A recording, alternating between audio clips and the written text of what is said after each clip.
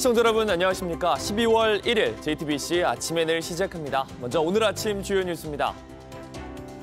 쿠팡에서 3천만 건이 넘는 대규모 정보 유출 사고가 발생한 데 대해 박대준 쿠팡 대표가 사과했습니다.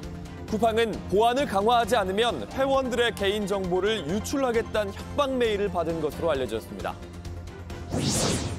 이재명 대통령이 비상계엄 선포 1년이 되는 오는 3일 대국민 특별 담화를 발표합니다. 외신 기자들을 상대로 기자회견을 하고 조희대 대법원장 등 5부 요인을 초청해 오찬도 함께할 예정입니다. 정부의 첫 예산안 처리를 놓고 여야가 평행선을 달리고 있습니다. 법정 처리 시한을 하루 앞둔 오늘 막판 추가 협상을 벌입니다. 입장차가 좁혀지지 않으면 민주당이 단독 처리에 나설 수 있다는 관측도 나옵니다. 겨울의 시작과 함께 강추위가 찾아왔습니다. 오늘 아침 서울이 5도까지 떨어졌고 낮 기온도 어제보다 최대 8도가량 내려가겠습니다. 내일은 대부분 지역이 영하권을 보이는 등 본격적인 겨울 추위가 시작되겠습니다. 이름, 이메일, 전화번호는 물론 무엇을 샀는지까지 국내 이커머스 1위 업체 쿠팡에서 3,300만 건이 넘는 고객 정보가 유출됐습니다. 사실상 모든 가입자들의 정보가 털린 역대 최대 규모의 유출 사건인데 쿠팡 측은 5개월 동안이나 이걸 모르고 있었습니다. 공대솜 기자입니다. 정부는 긴급 관계부처 장관회의를 열었습니다. 회의에 참석한 박대준 쿠팡 대표는 고개를 숙였습니다. 이번 사태로 인해서 피해를 입으신 쿠팡의 고객들과 국민들에게 심려를 끼쳐드려서 너무 죄송한 말씀과 사과의 말씀을 드리고 싶습니다. 정부 조사에 협조하겠다고도 덧붙였습니다. 이번 정부 합동 조사에 최선으로 최대한 적절히 협조를 해서 이 사태가 빠르게 진정될 수 있도록 최선의 노력을 다하겠습니다. 정보가 유출된 쿠팡 계정은 3,370만 개, 사실상 쿠팡의 모든 고객에 해당합니다. 2011년 약 3,500만 명이 정보 유출 사태를 겪은 싸이월드 네이트 사례와 맞먹는 규모입니다. 개인정보 탈취는 쿠팡 서버의 취약점을 공격하는 방식으로 이루어졌습니다. 공격자가 쿠팡 서버의 인증 취약점을 악용하여 정상적인 로그인 없이 3천만 개 이상의 고객 계정의 고객명, 이메일, 배송지 전화번호 및 주소를 유출한 것으로 확인하였습니다. 다만 쿠팡은 결제 정보와 비밀번호 등은 노출되지 않았다고 했습니다. 사고 인지 시점도 문제가 되고 있습니다. 조사 결과 쿠팡 서버에 무단 접근이 있던 것은 올해 6월. 5달 동안 모르고 있던 건데 쿠팡 측은 기술적 설명이 필요한 부분이라고만 했습니다. 이번 사태는 쿠팡에서 일했던 중국 국적 직원이 유출 경로로 지목되고 있습니다. 하지만 해당 직원은 이미 퇴사 후 출국한 것으로 알려져 정부 조사와 수사가 어려움을 겪는 것 아니냐는 우려가 나옵니다. JTBC 공다소입니다. 쿠팡 측은 회원들의 개인정보를 가지고 있다는 협박성 이메일을 받은 걸로 파악됐습니다. 보안을 강화하지 않으면 유출 사실을 언론에 알리겠다는 내용이었습니다. 경찰은 내부 자료를 확보해 수사에 들어갔습니다. 송지혜 기자입니다. 쿠팡이 개인정보 유출을 처음 확인한 건 지난달 18일.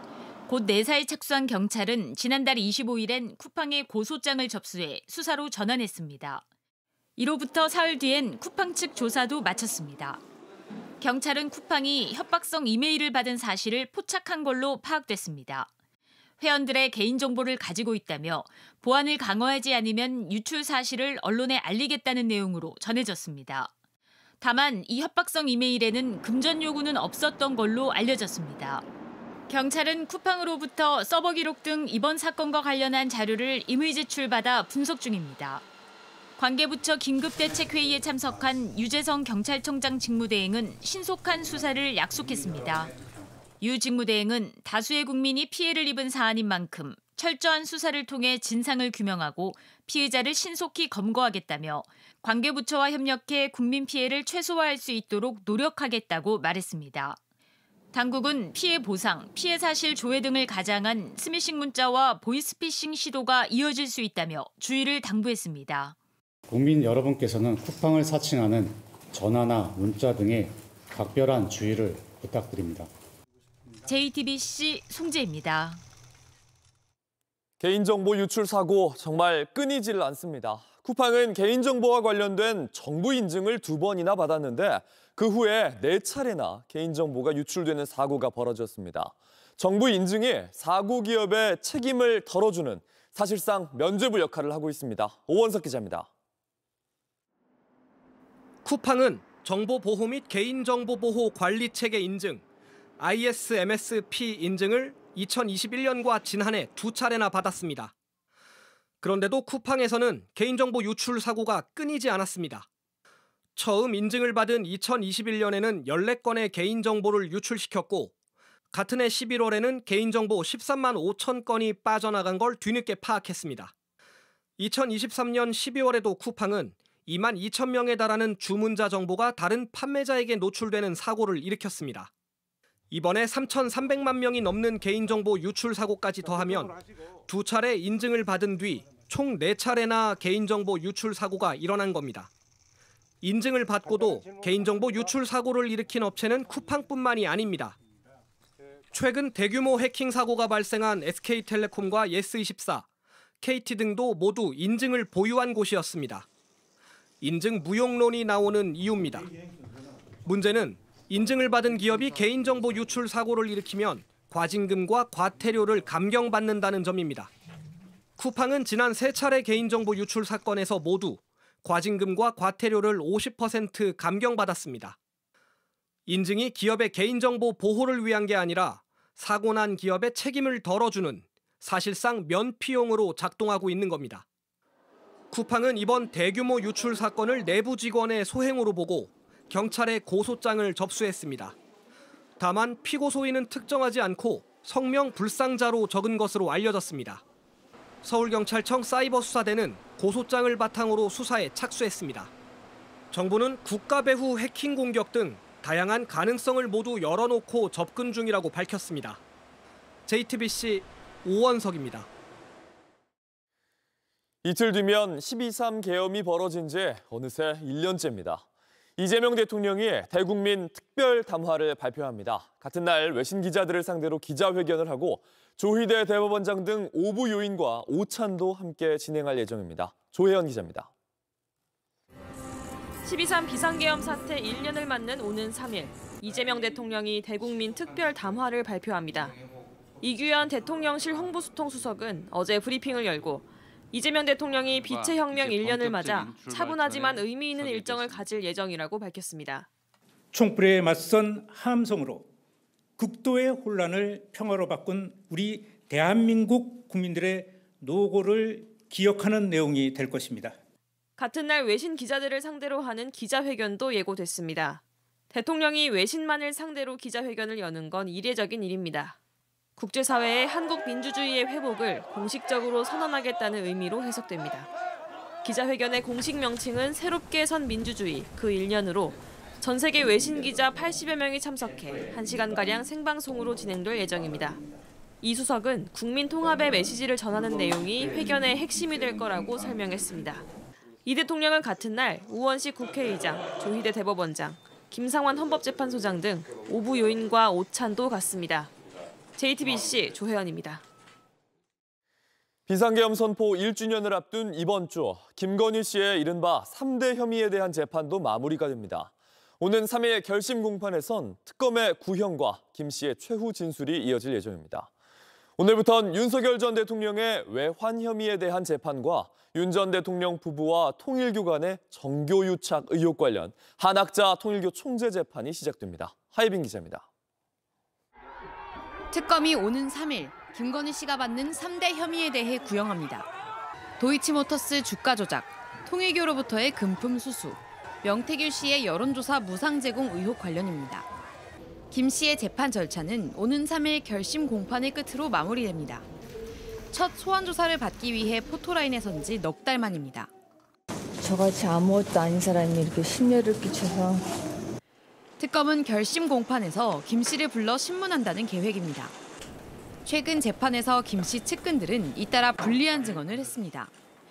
그런 만큼 마지막 재판에서 있을 최후 진술에서 김 씨가 어떤 입장을 밝힐지 주목됩니다.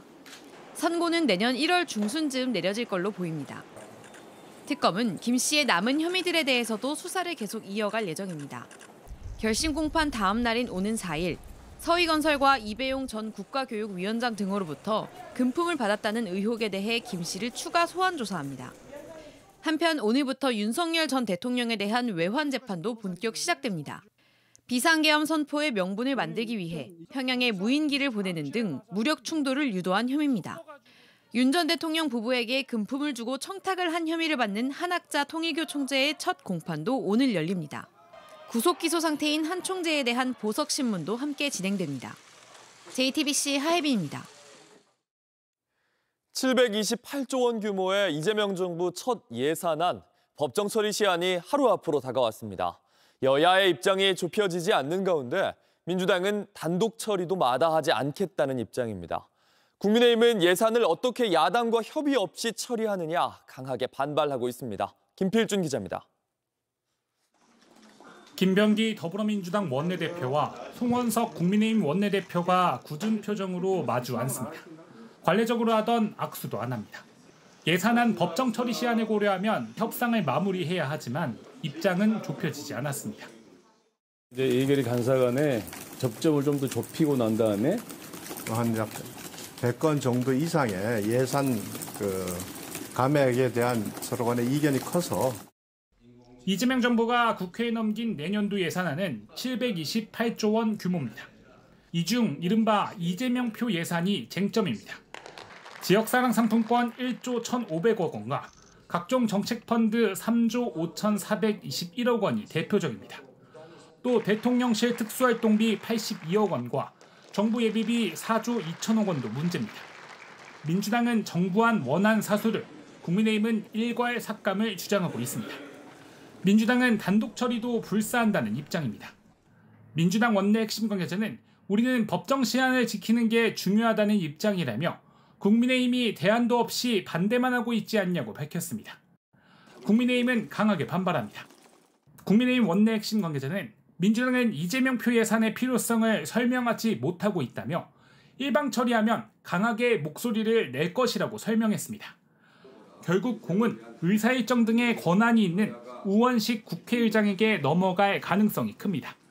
국회의장실 관계자는 처리 시한이 아직 남은 만큼 끝까지 여야 협상을 지켜볼 예정이라고 설명했습니다. JTBC 김필준입니다. 온라인에서 화제가 된 뉴스, 화제가 될 뉴스를 골라 전해드립니다. 아침엔 소셜픽입니다. 거의 모든 고객의 개인정보가 유출된 쿠팡이 사이트에 사과문을 올렸습니다. 개인정보 유출이라는 말은 없었습니다. 쿠팡 홈페이지의 메인 화면 상단, 광고와 함께 사과문 배너가 보입니다. 고객 여러분께 심려와 걱정을 끼쳐드려 진심으로 사과드립니다. 이런 제목의 사과문은 올해 6월부터 최근까지 고객 정보에 대한 무단 접근이 발생했다면서 무단으로 접근된 고객 정보는 이름, 이메일, 전화번호, 배송지 주소, 특정 주문 정보로 제한됐다고 설명합니다. 공식 사과문에선 3,370만 건이란 구체적인 숫자나 개인정보 유출이라는 직접적인 언급을 피한 겁니다.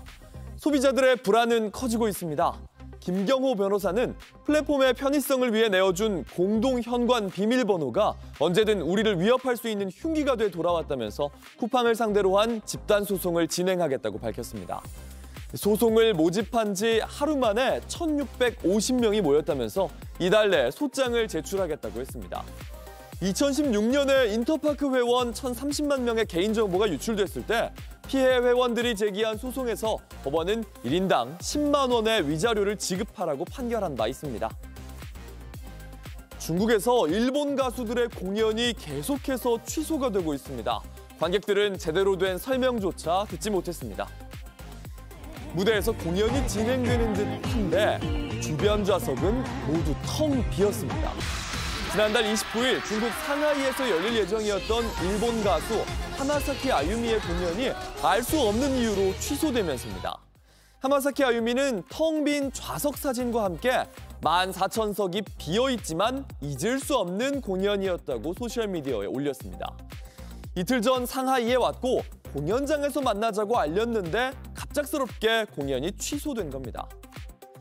하루 전엔 한 행사에서 노래를 부르던 일본 가수 오츠키 마키의 공연에 이렇게 갑자기 불이 꺼졌습니다.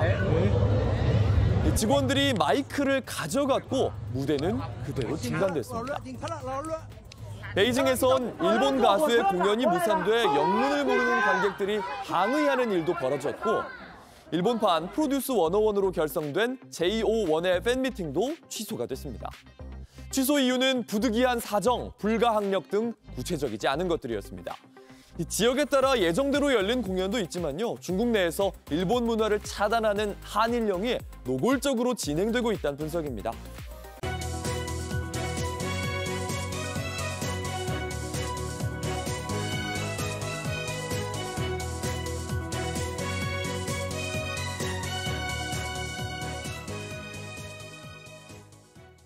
미국과 우크라이나가 일주일 만에 종전 협상을 위한 고위급 협상에 돌입했습니다.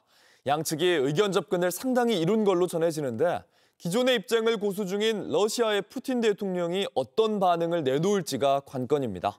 워싱턴 정강현 특파원입니다.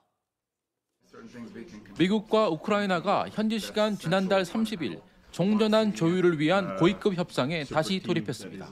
So this is not just about ending a war. This is about ending a war in a way that creates a mechanism and a way forward that will allow them to be independent and sovereign, never have another war again, and create tremendous prosperity for its people.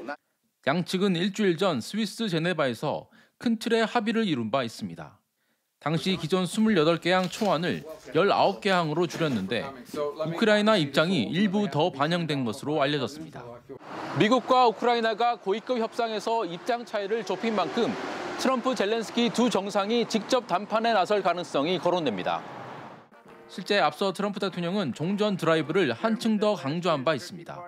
25,000 soldiers, Ukraine, Russia. In the last month, 25,000 soldiers have died. So I think we're getting very close to a deal. We'll find out.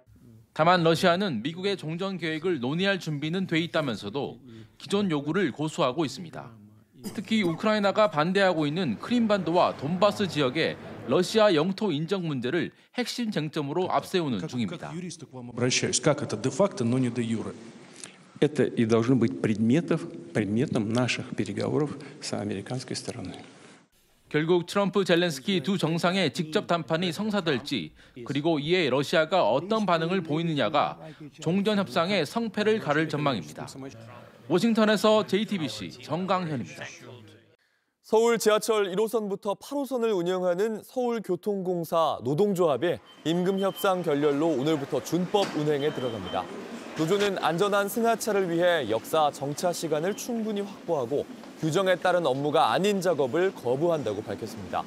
이에 따라 평상시보다 열차 운행이 다소 늦어질 수 있어 출퇴근 시간대 혼잡이 예상됩니다.